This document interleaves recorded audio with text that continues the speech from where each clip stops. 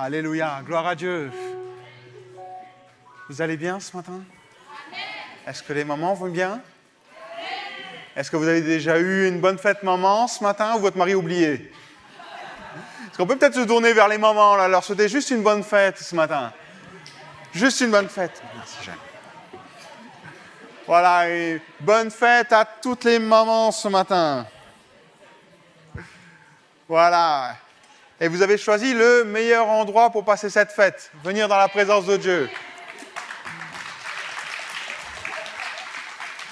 Voilà, ce matin, le pasteur Olivier et son épouse sont à Oloron.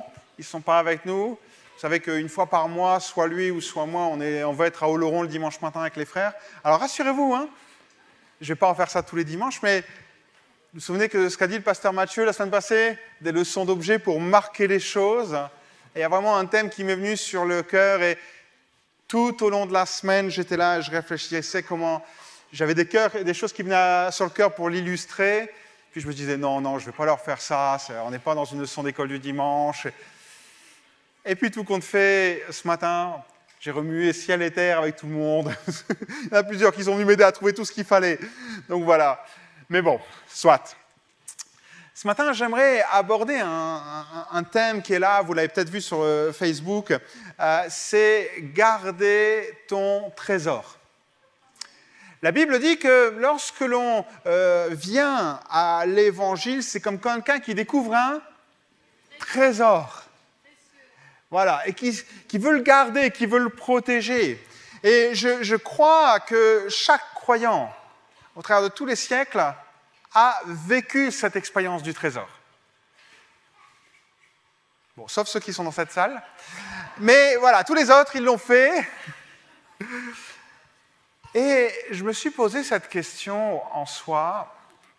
Et j'hésitais un moment parce que je dis peut-être que ça ne concerne pas tout le monde, ça va peut-être concerner 2-3 personnes. Et ce matin, je partageais ce que j'allais dire en parlant de l'illustration avec 2 personnes. Et les 2 personnes m'ont regardé et elles acquiesçaient avec ce que je vais vous dire là. La question qui est là, c'est pourquoi, et on va essayer de répondre à ça, pourquoi, au travers de notre marche chrétienne, on est tous à un moment ou à un autre à perdre la passion qu'on a pour Dieu. Alors vous allez dire, je n'ai pas perdu ma passion, Laurent. Non, je t'en veux pas, mais écoute-moi bien quand même avant. Souvenez-vous du peuple d'Israël. Lorsque le peuple d'Israël est dans le désert, Dieu dit, c'est un moment où il m'aimait. On retrouve Zacharie 8, verset 2, et Dieu dit, voilà ce que déclare le Seigneur des armées célestes, j'éprouve pour Sion un ardent amour et passionné. Oui, je brûle pour elle d'une violente passion. J'éprouve pour Sion un amour ardent. Ce que chacun d'entre nous, on a vécu, c'est qu'on a expérimenté cet amour. Ça a vraiment fait un choc, je pense, dans chacune de nos vies, quand on est passé de l'amour qu'on pouvait avoir dans le monde, au travers de choses, d'autres, de relations, à celui que Dieu a mis dans nos vies. Je le relis. L'amour de Dieu pour chacun d'entre nous, c'est quoi? J'éprouve pour Sion, donc pour les croyants, on va dire ça comme ça, un amour ardent et passionné. Oui, je brûle pour elle d'une violente passion. Waouh! Est-ce que tous ici, on peut dire la même chose pour Dieu? Parce qu'on s'aperçoit, comme je disais, que le peuple d'Israël, à un moment, cette passion, il l'a perdue pour Dieu. Un peuple. Je ne parle pas de 2-3 chrétiens, je parle d'un peuple. Sur des générations, ils ont perdu leur passion pour Dieu. Jérémie 2:2 dit, « Va faire entendre ce message à la population de Jérusalem, voilà ce que déclare l'Éternel, je garde le souvenir. » Donc c'est plus présent, c'est plus comme ça. Je garde le souvenir de ce que tu étais autrefois. Tu m'étais attaché lorsque tu étais jeune, comme tu m'aimais quand tu étais ma fiancée. Tu me suivais au désert, dans cette région où rien ne pousse.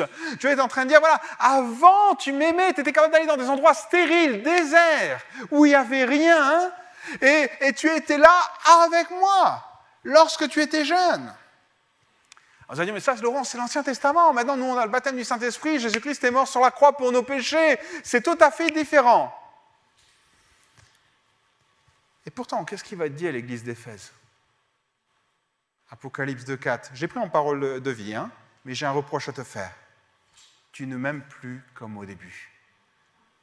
Tu as perdu, tu as abandonné ton premier amour. C'est la version que vous connaissez peut-être mieux. Force est de constater que perdre cet amour ou ne plus aimer Dieu comme au début, c'est quelque chose qui est courant dans la Bible. Courant. J'ai eu plusieurs fois, et je me souviens d'un témoignage d'une personne qui était venue, elle n'allait pas de l'église, et qui est venue me voir un jour et me dit « Laurent, je ne comprends pas. Il fait avant, quand j'étais jeune converti, j'étais zélé, il y avait plein de choses, j'avais une relation avec Dieu, je vivais des choses intenses avec lui. Et là, aujourd'hui, c'est compliqué, j'ai l'impression de faire des efforts pour tout. C'est plus du tout la même chose et je fais tout pour retrouver, j'arrive pas à le retrouver. » Souvenez-vous, je ne sais pas comment vous étiez lorsque vous avez rencontré le Seigneur, les premières semaines, les premiers mois. Est-ce que vous en parliez à tout le monde? Ok. Je ne vous fais pas l'affront de vous demander si c'est encore ça aujourd'hui, Est-ce que vous avez cette passion pour le connaître toujours plus, prêt à passer des heures dans la prière, à étudier la parole, à la lire, à la relire et à la relire encore? Est-ce que vous étiez prêt à venir à toutes les réunions d'église qui étaient là et qui se faisaient, quelles que soient les choses, parce que vous en vouliez plus?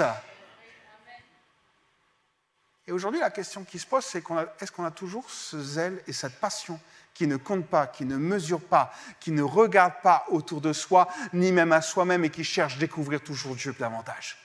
Est-ce qu'il n'y a pas, si on est honnête avec nous, pourquoi c'est plus pareil? Pourquoi on a le sentiment que des fois les choses se sont estompées? Pourquoi cette passion qui nous animait, qui était comme un moteur pour nous au début de notre conversion, peut-être qu'on ne l'a plus, alors on va se dire, j'ai mûri.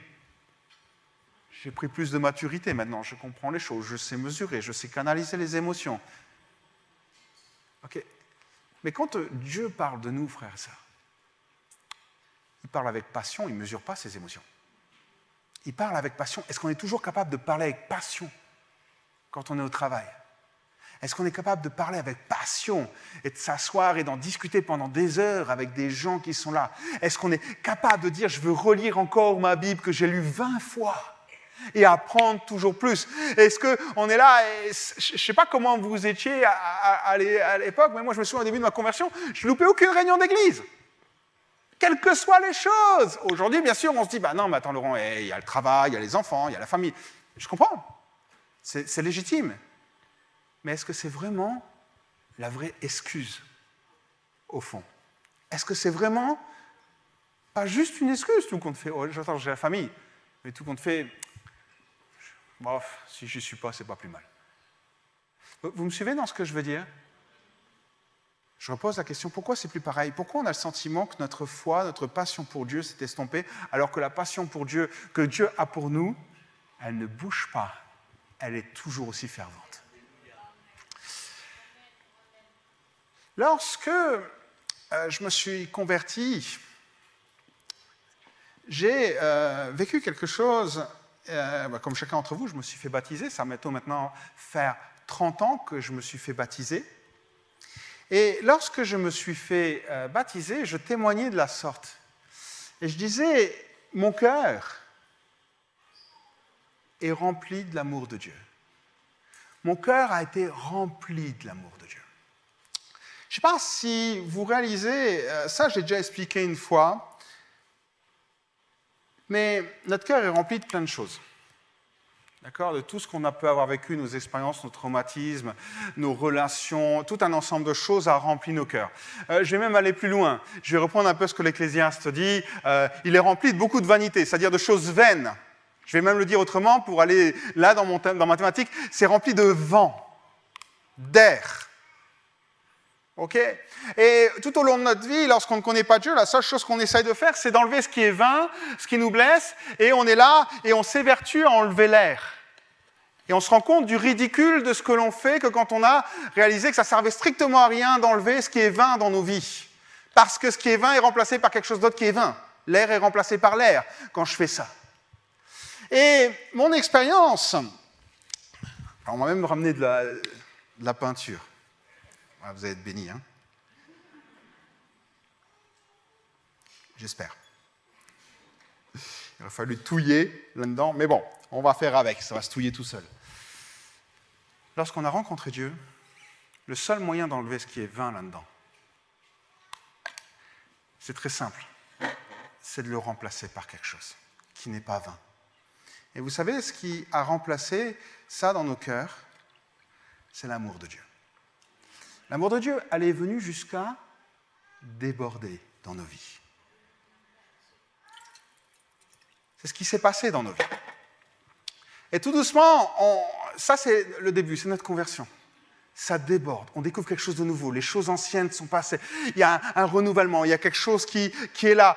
Paul le dira dans Romains 5, verset 5, il dira « Or, notre espérance ne risque pas d'être déçue. » Et écoutez bien, « Car Dieu a versé son amour dans nos cœurs. » Je le répète pour tout le monde, « Car Dieu a versé son amour dans nos cœurs. » Par son Saint-Esprit. C'est ce qui s'est passé pour chacun d'entre nous lorsqu'on a rencontré Dieu. Il a déversé son amour dans nos cœurs. Et ça débordait. Et ça débordait tellement. Je ne sais pas comment vous étiez, mais moi je sautais dans tous les sens. Je me souviens des moments où j'étais là et j'attendais, j'étais à Toulon à l'époque, et j'attendais alors Saint-Mandrier c'est la presqu'île, et j'attendais ce qu'on appelle la barcasse, le bateau, pour aller de la ville de Toulon jusqu'à la presqu'île. Et j'étais capable de discuter avec tous ceux qui étaient là et de leur parler de Jésus. Je me souviens des moments où je faisais un plaisir, quand j'étais aux Antilles, c'était de prendre des gens en autostop. Aux Antilles, ceux qui connaissent les Antilles, ils connaissent ce signe-là. Ils ne font pas ça aux Antilles, ils font ça. D'accord ? Et je prenais les gens, et où qu'ils allaient, je témoignais de ma foi. Ok, on a tous connu ça. Tous, sans exception, on a connu ces moments où on était passionnés, où on était ardent, parce que l'amour de Dieu était mis dans nos cœurs et elle débordait par le Saint-Esprit. Ça, c'est l'expérience qu'on a vécue avec Dieu. On était remplis, on en voulait plus. Maintenant, je me suis fait cette réflexion cette semaine en méditant dans la prière. Je me dis, mais Seigneur, pourquoi il manque cette passion ? Pourquoi ça ne déborde plus autant ? Ou pourquoi des fois c'est si compliqué à ce que ça déborde ? Qu'est-ce qui s'est passé pour que ça ne déborde plus ? Et là, il m'est venu une autre illustration. Ça, vous êtes encore avec moi ? Il m'est venu une autre illustration, un verset que vous connaissez peut-être très bien, celui des flèches enflammées. D'accord ? Paul dira, Éphésiens 6, 16, prenez par-dessus tout le bouclier de la foi avec lequel vous pourrez éteindre tous les traits enflammés. Les traits enflammés, ok, ça c'est un pic. Et imaginez juste qu'il est chauffé. D'accord ? Le trait enflammé, il arrive. Et le premier trait enflammé, ce que personne ne vit, c'est les blessures causées par les autres. Ok ? Combien d'entre nous ont été blessés par les autres ? Levez pas la main. Il n'y a que moi qui la lève. Je ne vais pas vous mettre mal à l'aise en porte-à-faux. Je ne suis pas moins blessé ou plus blessé que vous, c'est pareil, on est tous dans le même lot. Mais... Et puis on s'aperçoit qu'il y a eu des fois des gens qui ont eu des gestes égoïstes à notre égard. Allez. Alors, je n'ai pas assez chauffé celui-là. Donc si, le diable ici prend à 2 fois. Ils ont eu des gestes égoïstes à notre égard. Des moments, ça a été des épreuves difficiles. On n'a pas tout compris. Elles ont apporté des frustrations. Elles ont apporté des manquements dans nos vies. Des doutes même. Puis elles sont venues percer notre cœur. Des moments, ça a été la santé qui n'était pas là. La maladie. Et puis là, aussi, peut-être des dépressions, peut-être la crainte de ce qui va se passer. Que dire si on a des difficultés relationnelles dans notre couple ? Et là aussi, le cœur, il en prend un couple.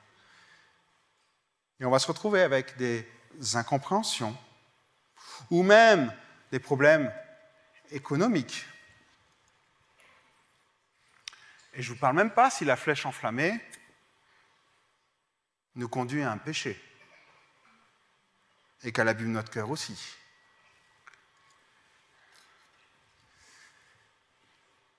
Pourquoi il s'est vidé mon verre? Pourquoi il s'est vidé mon verre? Pourquoi l'amour de Dieu, elle déborde plus là et elle coule par ailleurs? Pourquoi dans ma vie, je ressens plus cette passion, cet amour pour Dieu? Ça ne veut pas dire qu'il n'y en a plus, il en reste toujours. Mais là, on vit sur des restes. On vit sur le fond. Et vous allez dire, mais Laurent, mais nous, on renouvelle. Et oui, tu renouvelles. Tu ne peux pas renouveler plus que ce que tu as comme temps dans ta journée. Si tu n'as qu'une demi-heure à donner parce que tu as le travail, tu as les enfants, tu ne peux pas renouveler plus. Tu ne peux pas faire plus que ce que tu fais là. Mais heureusement, il y a des séminaires, il y a des semaines de jeûne et prière, et tu y vas. Et tu t'intéresses, et tu te consacres. Et là, tu retrouves certains moments que tu avais avant. Mais pourquoi ils ne durent que quelques jours, quelques semaines, ces moments-là? Pourquoi ça ne perdure pas? Pourquoi ça ne perdure pas? Je vais le dire en un mot. Parce que ton cœur est meurtri. Parce que ton cœur est blessé. Parce que dans ton cœur, il y a plein de traits enflammés qui sont venus. Alors, rassurez-vous, on ne va pas rester là-dessus. Hein? On ne va pas rester là-dessus. Comment guérir de tout cela? J'ai beaucoup aimé, je cherche Vanessa, dans la conduite de ces chants, parce qu'elle a donné des réponses. Je ne sais même pas si on les a réalisées ensemble. À un moment, elle parle et elle dit de chant qui dit « Tu es là et quand on est dans le feu, dans la tempête, tu es là ». Et il y a une part de réponse là-dedans. La première chose, c'est de réaliser que quel que soit ce qu'on est en train de vivre, Dieu nous aime toujours. C'est compliqué à comprendre, parce que quand on est humain, nous, on aime conditionnellement. C'est-à-dire que si quelqu'un nous veut du bien, on l'aime. Si c'est plus compliqué, on l'aime un peu moins. Et puis après, on le re-aime. Et puis voilà. Et c'est compliqué. Tandis que Dieu, lui, il aime toujours. Et je le dis, il aime toujours passionnément chacun d'entre nous. Et je me faisais cette réflexion dans Romains 8, verset 35. Tout ce passage qui vous parle de l'amour de Dieu, et Paul le décrit. Et je le prends aussi dans Paroles vivantes. Il dit quelque chose d'intéressant. Il dit ceci. Et c'est la question qu'il va aborder, qu'il va y avoir dans le thème. Hein. Ça va être la question à laquelle il va répondre. Il commence ceci. Qu'est-ce qui pourra s'interposer entre l'amour de Christ et nous? J'aimerais que tu comprennes que ce n'est pas parce que ton cœur est blessé, meurtri, que Dieu t'aime moins, que tu as moins de valeur aux yeux de Dieu. Quelles que soient les choses que j'ai pu dire et ce qui en a résulté dans ta vie. Et Paul le dit, qu'est-ce qui pourra s'interposer entre l'amour de Christ et nous? Et il le dit, il reprend les choses que je viens de dire. Nos soucis, nos épreuves, lorsque nous sommes persécutés, que nous manquons de pain, d'habits, d'argent, est-ce qu'il nous aime plus ou plus? Quand nous sommes exposés au danger ou menacés d'une mort violente, est-ce le signe que Dieu nous a abandonnés? Parce que souvent, lorsque les choses ne vont pas bien dans notre vie, qu'est-ce qui se passe? On se dit, mais t'es où, Seigneur? On l'a chanté tout à l'heure. Tu es là même dans le feu. Combien ici, quand on est dans le feu, sont capables de dire « Seigneur, je vois que tu es là ». On est plutôt occupé de regarder ce qu'on vit, de regarder à nos blessures, à ce qu'on traverse, plutôt que de réaliser la présence de Dieu. Les difficultés, et c'est ce que Paul est en train de dire, ne sont pas la preuve que Dieu ne nous aime pas. Au contraire, si on continue à lire notre passage, Romains 8, verset 37, toujours dans Paroles vivantes, il dira « Mais dans tous ces combats, celui qui nous a tant aimés nous regarde de loin, il est près de nous. Il est juste près de nous. » C'est là que c'est intéressant. Chaque épreuve que nous vivons, chaque moment compliqué dans un couple, chaque moment même compliqué à l'église, chaque épreuve au niveau de notre santé, chaque épreuve économique, nous ne devons pas oublier que Dieu nous aime. Et que ça ne changera jamais. Je ne vais même pas dire pas, je dis jamais. Les épreuves ne sont pas là pour nous montrer que Dieu ne nous aime pas, elles sont l'occasion de montrer à Dieu son amour pour nous. Un écrivain russe, alors excusez-moi pour la prononciation, Fyodor Dostoïevski, disait ceci, plus la nuit est sombre, plus les étoiles brillent, plus le chagrin est profond, et plus Dieu est proche. La seule chose qu'on a à faire parfois, c'est à tourner nos yeux. Et si on réalisait juste qu'il était à côté de nous, beaucoup de choses changeraient. Pourquoi je vous dis ça? Parce que j'ai remarqué, et je pense que beaucoup d'entre vous l'ont remarqué, quand quelqu'un passe par des difficultés, ce qu'il a besoin, c'est de se sentir compris et aimé. Et si on avait juste conscience que Dieu nous aime et nous comprend dans ce qu'on traverse, on traverserait l'épreuve beaucoup plus facilement.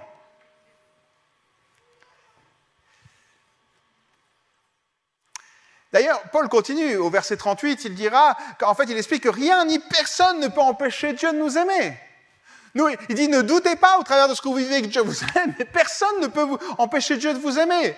Et il dit, oui, j'en ai l'absolue certitude, rien ne pourra nous arracher de l'amour de Dieu. Ni la mort, ni la vie, ni les anges, ni les puissances infernales. Il prend toujours des opposés, hein. Ni les dangers présents, ni l'incertitude à venir. Aucune autre force de l'univers, qu'elle vienne d'en haut ou de l'abîme, aucune créature, non, rien au monde ne peut mettre de séparation entre nous et l'amour de Dieu, que Dieu nous a témoigné en Jésus-Christ et dont nous jouissons en communion avec lui. Il est occupé de partager son assurance. En gros, il n'y a personne, même si quelqu'un ici venait et disait « Ah, lui, il ne faut pas que tu l'aimes, Seigneur ». Ça ne marcherait pas. Ça vous semble tellement ridicule, hein? Mais comment on peut douter de cet amour? Dieu nous aime. Personne ne pourra l'empêcher de nous aimer et aucune circonstance ne doit nous faire douter de son amour. C'est la première chose. Pour guérir un cœur, c'est réaliser simplement l'amour inconditionnel de Dieu sur nos vies. Okay, on n'est pas blessé parce qu'il ne nous aime pas, il ne nous a pas abandonnés, il ne nous a pas mis de côté. Bref, la première chose qui est à réaliser, c'est qu'il t'aime tel que tu es. Si ça passe de là à ici, alors tu es passé une première étape. Deuxième étape, c'est garde la foi. Paul disait, avec les traits enflammés du malin, il disait, c'était quoi? C'était le bouclier de la foi. J'aime cette image, moi je n'aurais pas du tout fait ça, mais bon, je ne suis pas Jésus, donc je pense que c'est lui qui a raison. C'est quand il arrive à la fin, il dit à Simon, Luc 22, verset 31-32, « Simon, Simon, fais attention, Satan vous a réclamé pour vous passer tous au crible, comme on secoue le blé pour séparer de la balle. Mais moi, j'ai prié pour toi, pour que ta foi ne vienne pas à manquer. Et toi, le jour où tu seras venu, à moi, fortifie tes frères. » Combien d'entre nous ont pris comme ça? Seigneur, je passe par une épreuve très difficile, mais que je garde la foi. Non, la première chose qu'on dit, c'est Seigneur, arrête mon épreuve. D'accord, fais que ça s'arrête, s'il te plaît, fais que ça s'amenuise, fais qu'il y ait une solution, fais que je vois le bout du tunnel. Et on a toutes sortes de prières dans ce sens-là, ok, mais très peu on pense à dire, Seigneur, que je garde la foi dans ce que je traverse. Et Jésus, lorsqu'il dira ça, il dira à Pierre, j'ai prié pour que tu gardes la foi. Je ne sais pas si vous avez remarqué que chaque épreuve que j'ai citée, ça, très enflammé du malin, vise à atténuer notre foi. Combien d'épreuves on s'est dit après, Seigneur, je n'ai pas eu de réponse à une prière la première fois, est-ce que je vais en avoir la deuxième fois? Est-ce que c'est pareil? Vous comprenez? Et j'ai envie de dire, garde la foi. Que notre foi ne diminue pas. Et s'il y a bien une chose qu'on doit garder au-delà de notre cœur, c'est notre foi. Est-ce qu'on prie des fois, excusez-moi le jeu de mots, pour notre foi? Est-ce que vous priez régulièrement de dire, Seigneur, que ma foi grandisse? Qu'au travers de ce que je vis, les événements de ma vie aujourd'hui, je garde la foi. Elles ne viennent pas à diminuer, mais qu'elles viennent à grandir. C'est la deuxième chose, parce que ces deux choses-là sont indispensables pour faire ce qui va suivre. Réaliser l'amour de Dieu et garder la foi. Maintenant, il faut colmater les brèches. Alors, je pourrais vous prendre du scotch et puis on y passerait 3 heures, sans vraiment être là, parce que je ne suis pas Dieu et je ne sais pas restaurer un gobelet, comme lui restaure les cœurs. Mais je me suis aperçu d'une chose, c'est que lorsque on est dans cette situation-là, où tout compte fait, notre cœur se remplit. Et puis chaque jour, on le remplit un petit peu. Et puis tout compte fait, ça se revide plus vite que ça se remplit. On a tendance à vouloir le remplir d'autre chose. Parce que cet amour, on y a goûté. Parce que cet amour est vital pour chacun d'entre nous. On a envie et on cherche à être aimé. Et vous regardez autour de vous, il n'y a pas une personne qui ne cherche pas à être aimée. Regardez simplement, il va y avoir des gens qui vont consciemment ou inconsciemment faire du social. Parce qu'ils veulent aimer et puis en même temps avoir le sentiment de servir à quelque chose et parfois même avoir juste la reconnaissance. Merci pour ce que vous faites, merci, c'est génial, voilà. Il y en a d'autres qui vont, et je l'ai constaté, des moments qui vont chercher, et ça aussi c'est un problème psychologique, c'est chercher à avoir des enfants en bas âge, parce que les enfants en bas âge donnent sans compter. Et elles élèvent, et dès que l'enfant commence à prendre un peu son indépendance, il faut un deuxième enfant, excusez-moi de parler comme ça, mais tout compte fait, pourquoi? Parce qu'elles sont en souffrance affective. Et elles sont là, elles ont besoin de se sentir aimées, elles ont besoin d'aimer, mais en réalité, un enfant n'est pas là pour nous donner de l'amour, il est là pour en recevoir. D'autres vont se tourner vers les animaux, tellement blessés par les êtres humains qu'ils vont aimer les animaux. Et vous voyez des fois des choses. Quand vous entendez des gens qui disent « je préfère que les humains meurent que les animaux restent en vie », je dis « là, on a un sérieux problème ». Mais c'est ça. En fait, en gros, tout le monde cherche à être aimé. Alors là, je vous parle de comportements qui sont, je ne dis pas pour tout le monde, heureusement merci, mais voilà, derrière chaque comportement que les gens peuvent avoir se cachent des blessures, tout compte fait. Et si on creuse un peu plus, on découvre ces blessures. Et quand on découvre nous-mêmes nos propres blessures, je le disais, quelles sont, parce que je n'oserais pas dire qu'il n'y en a qu'un de très enflammé qui a percuté ta vie. J'ai envie de dire, il y en a plusieurs, certainement. Alors, vous savez, on est chrétien, on ne veut surtout pas le montrer. Hein. Sinon, on aurait le sentiment d'être un mauvais chrétien. On pourrait donner l'impression aux autres qu'on est un mauvais chrétien. Non, on est juste un menteur devant Dieu, mais on n'est pas un mauvais chrétien. Un peu d'hypocrisie devant Dieu, mais on n'est pas un mauvais chrétien. En réalité, ce qui se passe, c'est que chaque trait qu'il a, chaque flèche, on a besoin de l'identifier. On a besoin de revenir en arrière. On a besoin de se dire, Seigneur, qu'est-ce qui m'a blessé? Alors des fois, ça va loin. Hein, ça va loin parce que des fois, l'ennemi, il va appuyer sur certaines choses, mais on a besoin. Vous allez me dire, mais comment je peux faire ça, Laurent? C'est tout simple. Hein. Commencez déjà par prier et demandez au Saint-Esprit de vous montrer. Et pour l'avoir vécu tellement de fois, je peux vous dire, le Saint-Esprit va vous conduire dans des choses que vous ne soupçonnez pas sur votre propre vie. Il va vous dire, il y a ça. Écoute, t'es prêt à en parler? Eh bien, on va en parler tous les deux. Il y a ça qui va pas. Et vous allez commencer à prier. Il va vous montrer des versets, il va vous conduire, il va vous diriger. Peut-être qu'il va même vous diriger vers quelqu'un pour vous aider, un ami ou même un responsable dans l'église, un pasteur, peu importe. Mais le Saint-Esprit ne vous laissera pas tout seul. Si vous êtes capable de lui demander de l'aide et si vous êtes capable de dire « Aide-moi, identifie ce qui ne va pas dans ma vie ». Est-ce que je viens d'humiliation? Est-ce que j'ai été humilié quand j'étais petit? Est-ce que j'ai été déçu, trahi? Est-ce que j'ai eu un manque affectif? Est-ce que j'ai eu des blessures verbales, émotionnelles? Est-ce que j'ai vécu un deuil que j'ai mal vécu, ou une séparation, un rejet? Qu'est-ce que j'ai vécu qui aujourd'hui fait que ça ne va pas? Et si c'est le cas, alors je dirais prends courage. Vous savez le courage? L'étymologie du mot courage, le mot courage vient de quoi? Cœur. Prends courage, prends ton cœur et présente-le à Dieu. Identifie avec l'aide du Saint-Esprit ce qui ne va pas, ou même avec des gens qui vont pouvoir t'aider. Joseph John Powell, qui est un prêtre jésuite américain du XXe siècle, a dit ceci: « J'ai peur de vous dire qui je suis, parce que si je vous dis qui je suis, vous n'aimerez peut-être pas qui je suis. » Et c'est tout ce que j'ai. Et c'est ça, en fait, le gros dilemme de chacun. C'est qu'on a peur de dire et de reconnaître qui on est parce que c'est tout ce qu'on a. Et si les gens le voient, ils vont dire « Oh, t'es comme ça, toi? T'es comme ça ?» Oui, je suis comme ça. Pourquoi t'es mieux? La question qui tue, hein? Et lorsque les choses se mettent en place, lorsqu'on a identifié, lorsqu'on a commencer à prier, que le Saint-Esprit nous vienne en aide, ou bien qu'on travaille avec une personne pour nous aider à identifier les traits enflammés, les blessures qu'ils ont causées dans nos cœurs. Là, il va falloir commencer à se tenir devant Dieu et dire « Seigneur, je te demande pardon. Je te demande pardon parce que j'ai douté de toi. J'ai douté de ce que tu étais capable de faire dans ma vie. J'ai parfois même repris les choses en main et ça a été pire que mieux.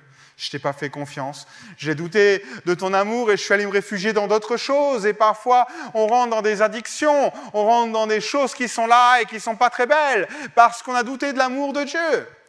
Ou bien on fait des mauvais choix. Et tout simplement dire, Seigneur, je te demande pardon. Première étape. Et tout ce qu'on a fait de mal, et bien tout doucement, Dieu va pouvoir le boucher. Va pouvoir le colmater, va pouvoir le restaurer, va pouvoir le renouveler dans nos vies. Puis parfois, alors ça c'est quand on a fait des choses vis-à-vis de Dieu, mais parfois c'est des choses vis-à-vis des autres. Dans notre couple, à l'église, et là on doit pardonner. Alors comprenez bien, il y a toujours une différence entre demander pardon et pardonner. Demander pardon, c'est celui qui nous a fait mal qui doit le faire. Ok, s'il le fait, s'il en prend conscience ou quoi. Mais pardonner, ça nous appartient à tous. Et souvent, je pense qu'on a un problème avec pardonner parce que j'entends beaucoup de gens dire oh, « je ne peux pas pardonner, je ne suis pas guéri ». J'ai envie de dire, quand tu dis ça, c'est que tu mets la charrue avant les bœufs. Parce que pardonner, c'est une décision. Tu décides de pardonner.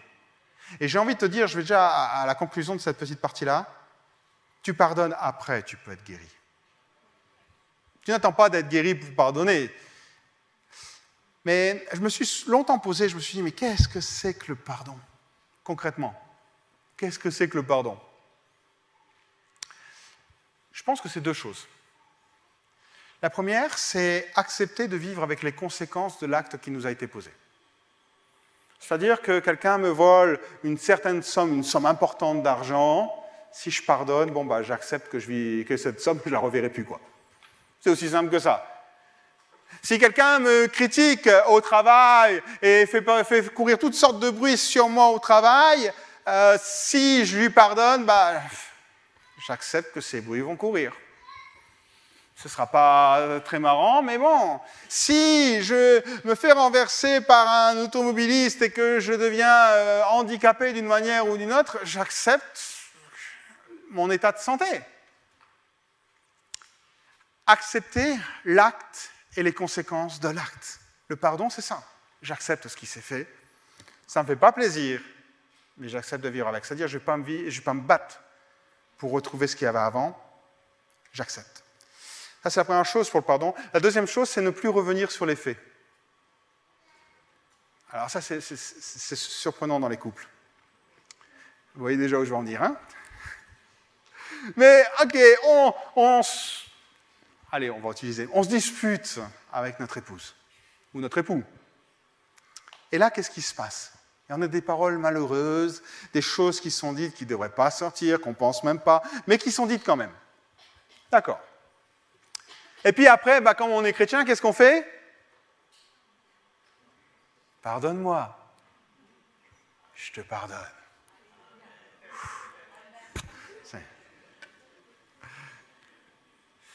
Et puis la dispute d'après. Oh, tu te souviens de ce que tu m'as dit la dernière fois? Si vous voulez me dire discuter, on pourra prendre rendez-vous après. Mais c'est ça. Mais en fait, le vrai pardon, c'est non, je ne reviens pas sur ce qui a été dit avant parce que j'ai pardonné. Pardonner, c'est ne plus revenir sur les faits. Même si les faits vont revenir. Tout seul. Je m'explique. Lorsque Dieu parle du pardon dans la Bible, il prend une image, et j'aime beaucoup cette image, où il dit notre péché, il le jette au fond des océans. Et j'aime ça parce que le fond des océans, c'est l'endroit le plus inexploré de la Terre. Et donc, il le jette là-bas. J'ai envie de dire, c'est un peu comme, voilà, votre conjoint, votre époux, votre collègue, ou je ne sais pas qui a dit quelque chose sur vous, vous le marquez sur un morceau de papier, vous roulez le petit morceau de papier, vous le mettez dans une bouteille, vous fermez le bouchon, vous jetez la bouteille. L'image est là. Et qu'est-ce qui se passe? Une semaine, 3 semaines, 1 mois, 6 mois, 10 ans, 20 ans après, vous baladez sur la plage et vous retrouvez votre petite bouteille. Parce qu'elle reviendra toujours, parce qu'on n'est pas des ordinateurs. On ne peut pas appuyer sur un reset. Les choses sont là, et on retrouve notre petite bouteille. Et là, vous avez 2 solutions. La solution, c'est « Ah, mais je me suis... Ah. » Et puis vous ouvrez et vous lisez. Ou bien vous la laissez fermer et vous la relancez. Et c'est ça, en fait. Le pardon, c'est ne pas le relire. C'est ne pas le ressasser. C'est le refuser. C'est prendre la bouteille quand elle revient et la relancer au loin. Même si les marées, les vents, les tempêtes, et je parle de manière symbolique et métaphore, vous ramènent la bouteille sur le rivage, vous le prenez et vous le lancez au loin. C'est ça le pardon. Et lorsque vous arrivez auprès de Dieu et vous dites « Seigneur, je pardonne, je te demande pardon si je t'ai blessé. » N'oubliez pas, hein, la passion de Dieu pour nous. Hein. Quand on est passionné par quelqu'un, qu'on aime quelqu'un, il nous blesse plus facilement. Imaginez la blessure qu'on peut faire à Dieu lorsqu'on l'attriste.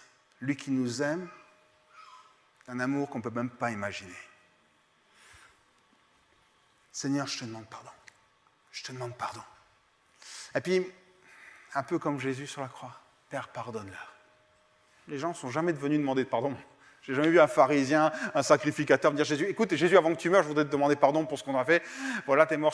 Non, mais lui, il leur pardonne. Il leur pardonne. Et à partir du moment où cette étape est passée, cette étape du pardon est passée, on peut rentrer dans une étape de restauration. C'est le moment où Dieu dit, ok, maintenant que tu as fait cette étape-là, le Saint-Esprit peut venir et te guérir. Il peut commencer un travail. Souvent, on attend d'être guéri pour pardonner. Moi, je dis, pardonnez, et le Saint-Esprit pourra commencer à travailler la guérison. Parce que tout ce qui est pardonné peut être restauré. Alors, laissez-moi conclure dans tout cela. Vous l'avez bien compris, et j'ai envie de dire, puisque Dieu prend un cœur neuf, un cœur nouveau, quand nous commençons à faire ce travail au fond de nous-mêmes, ça va prendre du temps. Il faudra prendre chaque épreuve de notre vie, chaque blessure, chaque trahison, et les amener une à une devant Dieu, pour retrouver un cœur qui se laisse remplir de l'amour de Dieu et qui déborde. Alors vous avez compris que la solution la plus simple, c'est peut-être celle de veiller sur nos cœurs. Plutôt que de... C'est ce qu'on disait, quand je travaillais dans la maintenance industrielle, on préfère la prévoyance à la réparation. Quand tout est cassé, une chaîne de montage est cassée, ça coûte des milliers, voire des dizaines, des centaines de milliers à l'entreprise. Tandis que si on fait de la prévoyance, on remplace tout avant que ce soit cassé et la chaîne ne s'arrête pas. Dans notre vie, il faut aussi faire de la prévoyance. Et ça s'appelle surveiller, veiller sur nos cœurs. Je conclus, alors que les musiciens s'approchent. Éphésiens 3, versets 14 à 19. Paul fait cette prière pour les Éphésiens. Souvenez-vous, hein, les Éphésiens, c'est ceux, tu as abandonné ton premier amour. Et écoutez bien la prière que Paul fait pour les Éphésiens. C'est pourquoi je me mets à genoux devant le Père, de qui dépendent comme d'un modèle toutes les familles des cieux et de la terre. Je lui demande qu'il vous accorde à la mesure de ses glorieuses richesses d'être fortifié avec puissance par son esprit dans votre être intérieur. Et écoutez bien, le verset 17. Que le Christ habite dans vos cœurs par la foi, enraciné et solidement fondé dans l'amour. Verset 18. Vous serez ainsi à même de comprendre avec tous ceux qui appartiennent à Dieu combien l'amour de Christ est large, long, élevé et profond. Oui, vous serez à même de connaître cet amour qui surpasse tout ce qu'on peut en connaître et vous serez ainsi remplis de toute la plénitude de Dieu. Que le Christ habite dans vos cœurs par la foi, enraciné et solidement fondé dans l'amour. Je me suis arrêté sur ces deux mots, enraciné et fondé. C'est quoi la différence, tout compte fait? Si ce n'est que c'est bien accroché au sol, ça on l'a compris. Enraciné, je dirais, ça a une question de durabilité. Ah, lui, il est enraciné, il ne bougera pas. D'accord? Ça va durer dans le temps. Mais plus que ça, les racines, plus elles sont grandes, plus elles sont profondes, plus on est bien enraciné, et plus la nourriture vient, plus l'arbre peut faire face aux sécheresses et à toutes les intempéries climatiques qu'il rencontre. Si je dirais que les racines nous font regarder vers ce qui est en bas, les fondations nous préparent pour ce qui va être en haut. Les fondations, ça va assurer une stabilité dans ce qu'on va construire. Les fondations, plus elles seront grandes, plus on pourra monter l'édifice. Et ce qui est formidable, c'est le temps employé. Enraciné et fondé, ce sont des participes passés, donc en grec, je parle ici, qui indiquent une action passée qui se poursuit dans le présent. Une action qui s'est passée lorsque nous avons donné nos vies à Jésus et qui se poursuit chaque jour de nos vies. Un pasteur anglais du XXe siècle, Scroggie, a dit ceci: « L'amour est le terreau dans lequel notre vie doit être enracinée et la fondation sur laquelle elle doit être bâtie. » L'amour est le terreau dans lequel notre vie doit être enracinée et la fondation sur laquelle elle doit être bâtie.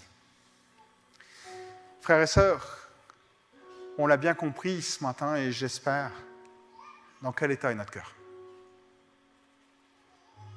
Vous voulez voir dans quel état est votre cœur, vous le savez très bien. Vous savez très bien ce qui se passe chaque matin quand vous venez. Est-ce que vous vous sentez sec? Est-ce que vous avez toujours le même zèle, toujours la même passion? Vous voyez très bien ce qui sort de votre cœur par des propos, par des attitudes. Quand vous n'êtes pas à l'église, mais quand vous êtes peut-être chez vous, quand vous êtes avec votre famille ou quand vous êtes au travail. Qu'est-ce qui déborde, tout compte fait? Est-ce que vous êtes rempli jusqu'à déborder? Ou bien est-ce qu'il y a des blessures qui font qu'aujourd'hui, votre cœur il se vide plus vite qu'il se remplit? Alors, j'ai envie de dire, ne laissez pas cet amour être gaspillé. Ne laissez pas l'amour de Dieu être gaspillé. Mais prenez peut-être le courage de dire, Seigneur, je vais regarder à tout cela. Je vais commencer à faire une introspection. Je vais me laisser renouveler par toi. Je veux puiser l'amour de Dieu. Je veux construire une vie d'amour qui sera remplie d'altruisme, de bienveillance, de compassion, de bonté, de sacrifice non calculé. Je veux cette vie qui, tout compte fait, se propage et interpelle autour de moi. Je ne veux pas juste des actes posés ici-là. Je veux quelque chose qui fasse partie intégralement de moi. Est-ce qu'on est prêt ce matin à se laisser remplir de l'amour de Dieu et à dire, Seigneur, pardonne-moi si j'ai douté de ton amour à un moment ou à un autre, si ma foi a baissé. Est-ce qu'on est prêt à dire, Seigneur, aide-moi à identifier mes blessures et viens guérir mes blessures, parce que je veux que ma vie soit basée sur un solide fondement, celui de l'amour. Je termine avec cette phrase. Sommes-nous prêts à garder le trésor qu'on a reçu? Parce qu'on l'a reçu, est-ce qu'on est prêt à le garder?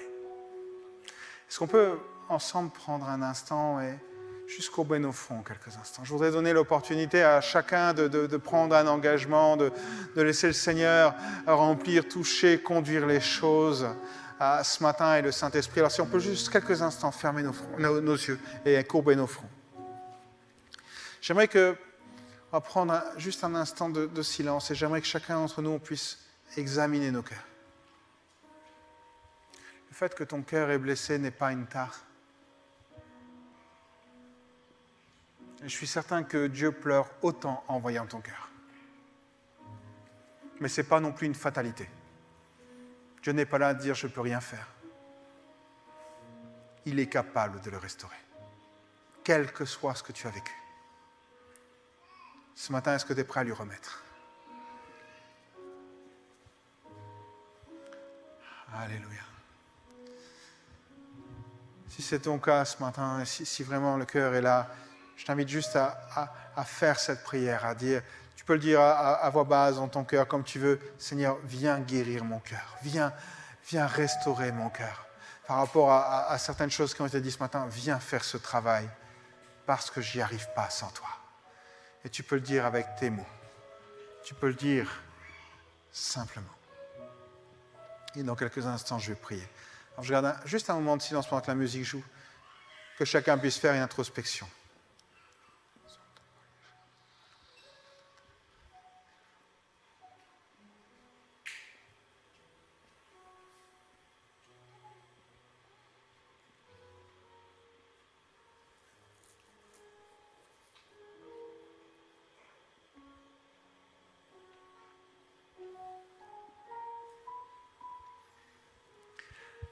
Alléluia, Seigneur.